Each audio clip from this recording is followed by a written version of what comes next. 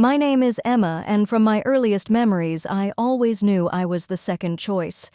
My parents showered my older brother Michael with endless attention and opportunities, while I stood in the shadows. The difference in how they treated us wasn't subtle. It was as clear as day. I remember sitting at our kitchen table, doing homework alone, while Mom and Dad drove Michael to his latest singing competition or club meeting. He was 3 years older than me, and somehow that made him more deserving of everything. Every time his teachers mentioned even the slightest talent, my parents jumped at the chance to nurture it, spending money we didn't really have on lessons and equipment. "Michael has such a beautiful voice," Mom would gush to anyone who would listen. "He's going to be something special one day." Meanwhile, I learned early on not to ask for much. When I showed interest in art classes, Mom just smiled apologetically. "Maybe next semester, honey. Michael's voice lessons are taking up the budget right now."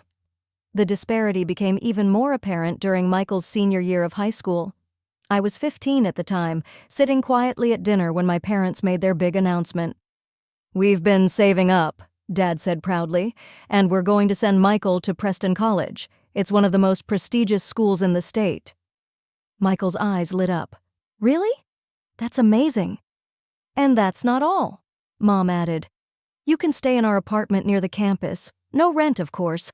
We want you to focus on your studies." I pushed my peas around my plate, trying to hide my disappointment. Not that anyone was looking at me anyway. They were all focused on Michael's beaming face as he talked about his future plans. That night, lying in bed, I did the math. If they were spending this much on Michael's education and giving him a free apartment, there was no way they'd have anything left for my college fund. The realization hit me hard, but instead of crying, I started planning. The next day, I visited my grandparents' antique store. My grandfather listened as I explained my situation. "Well, Emma," he said, studying me carefully, "I could just give you the money for college." He paused, stroking his chin thoughtfully. "But I think it would be better if you earned it yourself. How would you like to work here after school?" So that's how it started. While Michael packed up for his prestigious college adventure, I began working at the antique store every afternoon after school. I'd help catalog items, assist customers, and learn the business from my grandfather. My grandmother would bring me snacks and tell me stories about the vintage pieces we sold. My parents' reaction to my initiative was telling. When I told them about my job and my plans to save for college, they seemed relieved, almost grateful that I'd solved my own problem. 3 years of working at my grandparents' antique store flew by. Every afternoon spent dusting old furniture and organizing vintage jewelry had paid off. I'd saved enough money for college. When I graduated high school, there wasn't much fanfare, just a quiet dinner at home, but I didn't mind. I was proud of what I'd accomplished on my own. I enrolled in the local state college, choosing a practical business program that wouldn't drain my savings. The tuition was reasonable, and I even had some money left over. Living at home and taking the bus to campus wasn't glamorous, but it made financial sense. "Mom, Dad," I broached the subject one evening, "I've been thinking about getting a used car. It would make getting to classes easier." Dad barely looked up from his phone. "Sorry, Emma. We just don't have the money for that right now." Mom chimed in. "The bus system is perfectly fine. Lots of students use it." I bit my tongue, remembering how they'd helped Michael get his license and even contributed to his first car. But that was ancient history now. My first year of college passed quickly, and just as I was finishing my spring finals, our house erupted with excitement. Michael was graduating from Preston College. Mom and Dad threw him an elaborate celebration, inviting what felt like half the town. Our house was packed with relatives, friends, and neighbors, all there to celebrate my brother's achievement. I was arranging appetizers in the kitchen when Michael made his grand entrance with a pretty blonde woman on his arm, Sarah, his college girlfriend. They were beaming as they walked into the room, hand in hand. "Everyone," Michael announced, commanding immediate attention, "Sarah and I have some exciting news. We're engaged." The room exploded with cheers and congratulations. Mom burst into tears of joy, and Dad clapped Michael on the back so hard I thought he might fall over. But wait, there's more. Sarah added, her voice sweet as honey. "After the wedding, we'll be moving to Connecticut. My parents own a successful business there, and they want us to take it over." Mom's tears turned into full-on sobbing. "My baby boy, a successful businessman. That's my son," Dad proclaimed proudly. "Always knew you were destined for great things." I stood in the corner, watching the scene unfold. Nobody seemed to notice that I'd just finished my freshman year with a 4.0 GPA, or that I'd been working part-time at a local cafe while maintaining my studies. But I was used to it by now. The wedding preparations consumed the next year while I focused on my studies, now in my third year. Mom and Dad threw themselves into planning the perfect wedding for their perfect son. They took out a substantial loan to cover everything: the venue, the catering, the flowers, the band. Nothing was too good for Michael and Sarah. The wedding itself was exactly what you'd expect: extravagant, emotional, and all about Michael. I stood in my bridesmaid dress, which I had to pay for myself, watching my parents beam with pride as they danced with the happy couple. They'd spared no expense, even though I knew they'd be paying off the loan for years to come. After Michael and Sarah left for Connecticut, I stood in my cramped bedroom at my parents' house, staring at my textbooks. An idea struck me. The apartment where Michael had lived during college was now empty. It was perfectly located near campus, and it would give me some much-needed independence. I approached my parents that evening while they were watching TV. "Mom, Dad, since Michael's apartment is empty now, would it be okay if I moved in there?" They exchanged glances before Mom spoke. "Well, honey, you can move in, but you'll need to pay rent." The words hit me like a slap in the face. Rent? But Michael lived there for free. Dad shifted uncomfortably in his recliner.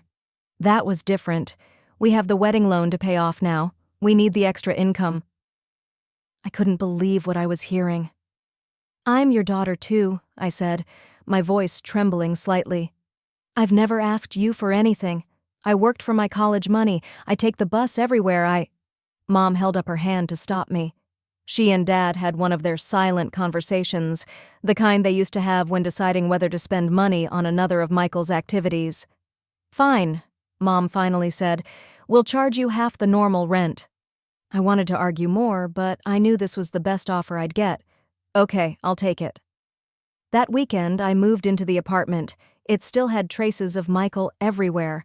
Holes in the walls from his college posters, water rings on the coffee table from his late-night study sessions. I took extra shifts at the cafe to cover the rent, often working until closing time. Between classes, studying, and work, I barely had time to sleep. My final year of college passed in a blur of textbooks, coffee shop aprons, and midnight study sessions. Before I knew it, graduation day arrived.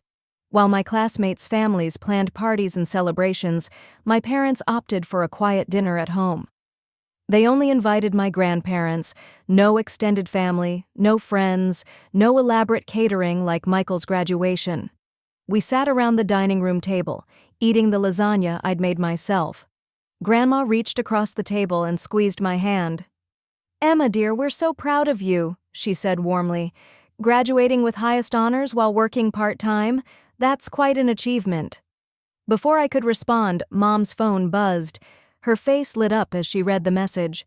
"Oh, speaking of achievements," she interrupted, "Michael just texted. The business is doing wonderfully. He says they're expanding into 2 new locations." I watched as my graduation dinner turned into a celebration of Michael's success in Connecticut. My grandparents exchanged knowing looks, and Grandpa squeezed my shoulder supportively. My hard work in college paid off sooner than I expected. Within 2 weeks of graduation, I landed a position at Anderson & Mitchell, one of the most prestigious firms in the city. The starting salary was better than I dared hope for, and I was thrilled to finally be starting my career. That excitement lasted exactly 3 days, until my parents found out about my salary. "Emma," Mom said during one of her unexpected visits to the apartment, "now that you're making good money, you should start paying the full rent amount." I stared at her, wondering if I'd heard correctly, but we agreed on half. "That was when you were a student," she replied matter-of-factly. "You can afford it now." I wanted to point out that Michael had lived here for free even after getting a job, but I'd learned that comparing myself to my brother was pointless. The apartment's location was perfect, just a 10-minute walk from my office, so I reluctantly agreed. Life fell into a routine. I threw myself into my work, determined to prove my worth at the company. Every month, like clockwork, Mom would call. "Emma, dear, just reminding you about the rent. It's due on Friday. We're counting on that money." 3 years passed this way. I earned a significant promotion and raise, but I kept that information to myself. I'd learned my lesson. Any hint of financial success would just lead to more demands from my parents.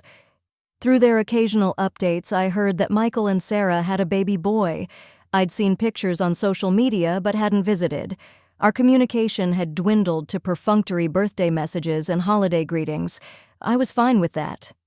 Then came the phone call that changed everything.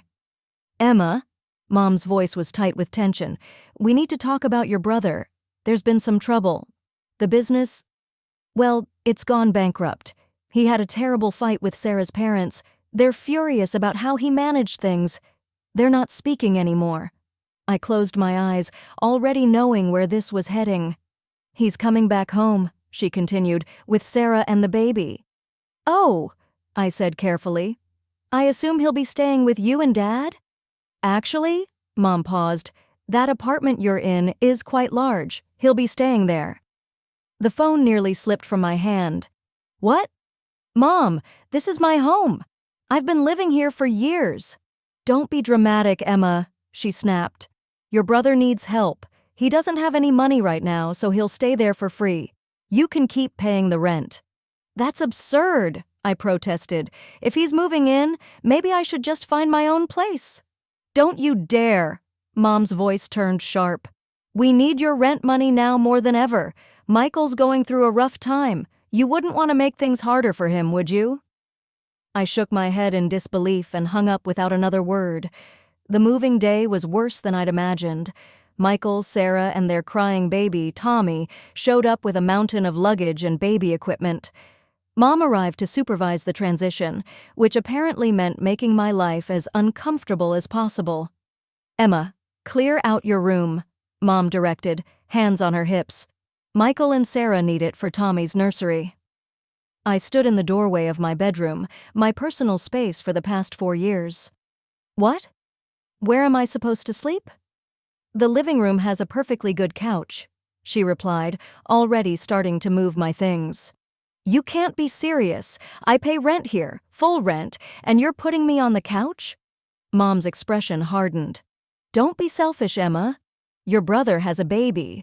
Babies need proper rooms." So I watched helplessly as my bedroom was transformed into a nursery, complete with a crib, changing table, and all the other baby paraphernalia. My belongings were unceremoniously piled in a corner of the living room, which was now my bedroom. The next few weeks were a nightmare. Michael moped around the apartment all day, alternating between complaining about his in-laws and reminiscing about his glory days as a successful businessman. Sarah spent her time either crying or arguing with Michael about whose turn it was to change Tommy's diaper.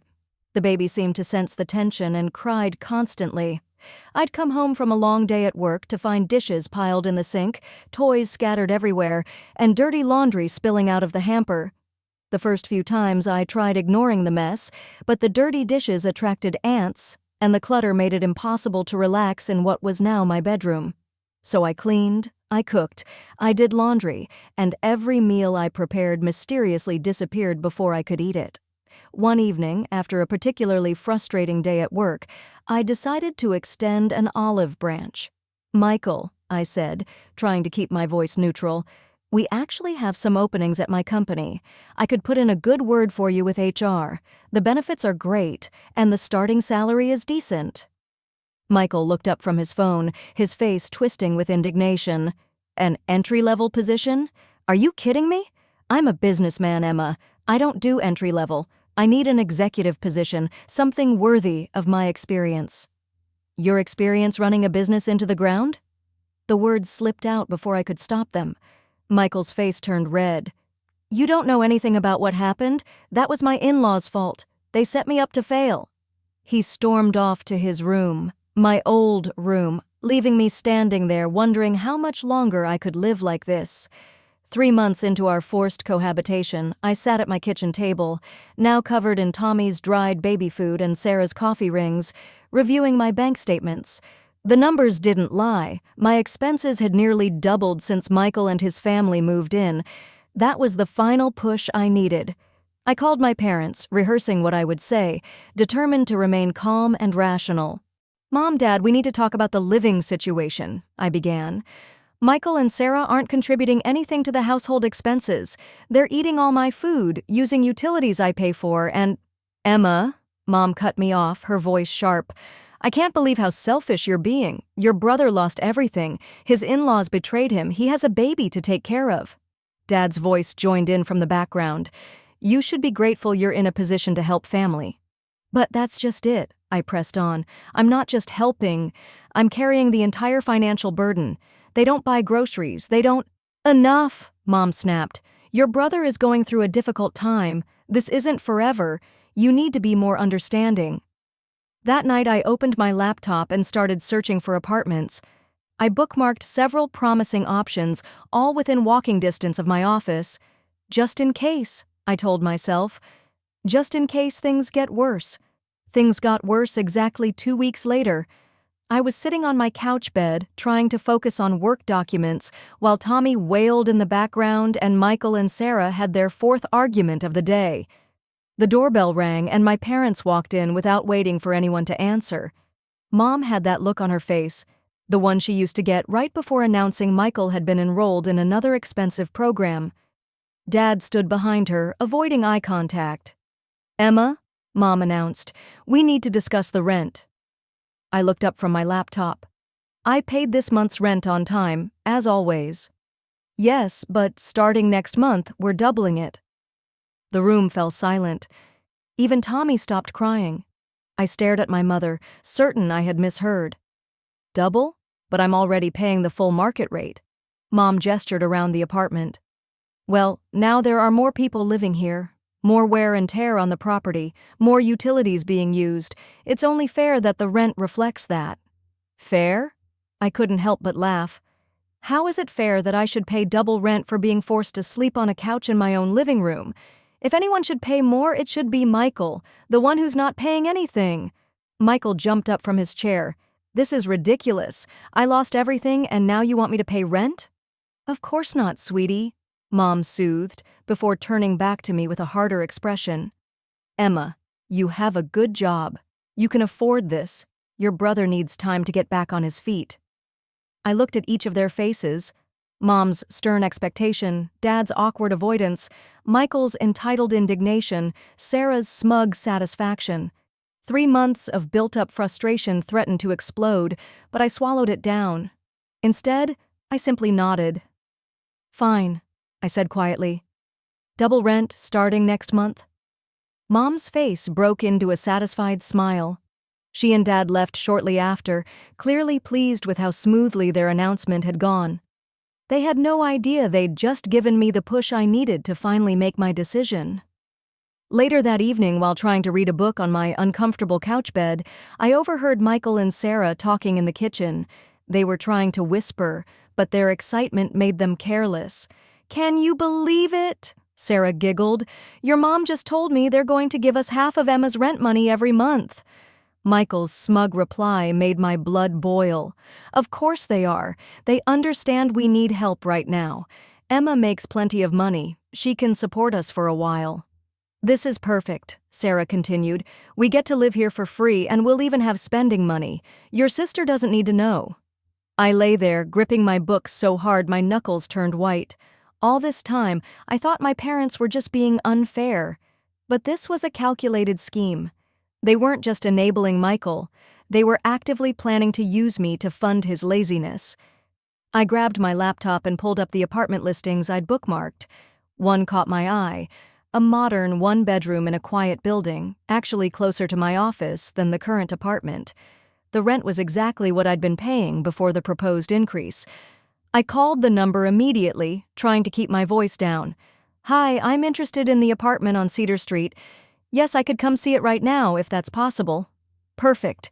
I'll be there in 15 minutes. The apartment was everything I hoped for: clean, quiet, and Michael-free. I signed the lease on the spot and paid the security deposit with my emergency savings. Back at the apartment, I waited until everyone was asleep before quietly packing my essential belongings into 2 large suitcases. I left my furniture, it wasn't worth the hassle, and I could buy new pieces that didn't have memories of this mess attached to them. The next morning, I wheeled my suitcases to the door while Michael sat at the kitchen table, scrolling through job listings he had no intention of applying to. "Going somewhere?" he asked, barely looking up. "Month-long business trip," I lied smoothly. "Big project in our Cincinnati office." He just grunted, already uninterested. I moved into my new apartment that evening, ordering takeout and sitting on the floor of my empty living room. The silence was beautiful. No crying baby, no arguing couple, no guilt-tripping parents, just peace. For the next month, I lived quietly in my new home. I bought a comfortable bed, a cozy couch that wasn't a bed, and kitchen supplies that only I would use. I cooked meals that stayed in my refrigerator until I ate them. I slept through the night without being awakened by Tommy's crying. Then, right on schedule, my phone rang with my mother's number. "Emma," she snapped without preamble, "why haven't you sent the full rent payment? We agreed on double, remember?" I couldn't help but laugh. "Actually, Mom, I know all about your little arrangement with Michael and Sarah. Were you planning to tell me that half my rent money was going straight into their pockets?" "That's none of your business. Your brother needs—" "No, Mom," I interrupted, still chuckling. "What my brother needs is to grow up and take responsibility for once in his life. I've moved out, found my own place. The apartment is all yours and Michael's now." "You what?" she screeched. "You can't do this. We need that rent money." "Well, I'm sure Michael will step up and start paying rent now that he's had time to get back on his feet. I can't wait to see how that works out for you." There was a moment of silence on the phone after my declaration. I could almost hear the gears turning in my mother's head as reality finally sank in. Their reliable source of income was gone, and all they had left was their unemployed son, who had never paid a bill in his life. "Emma, sweetie."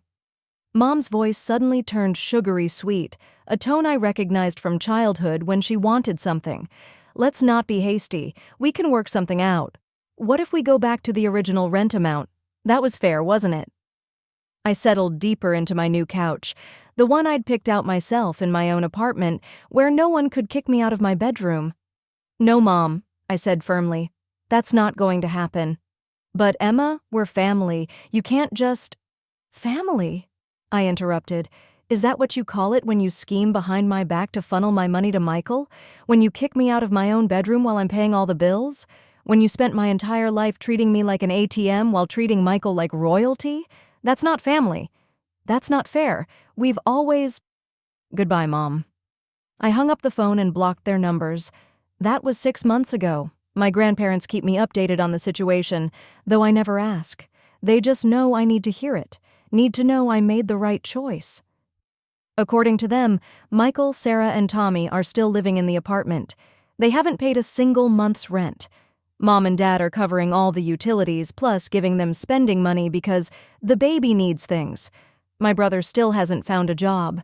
Apparently, there just aren't enough executive positions available for failed businessmen with a track record of bankruptcy. My new life is peaceful.